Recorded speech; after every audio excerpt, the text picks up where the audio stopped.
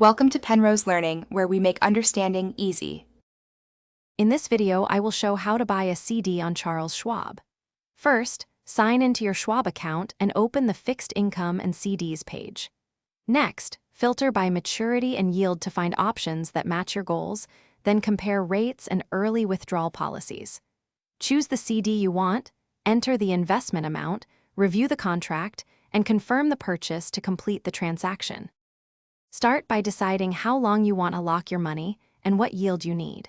Use Schwab filters to sort by maturity and APY, and review product details like minimum investment and early withdrawal penalties.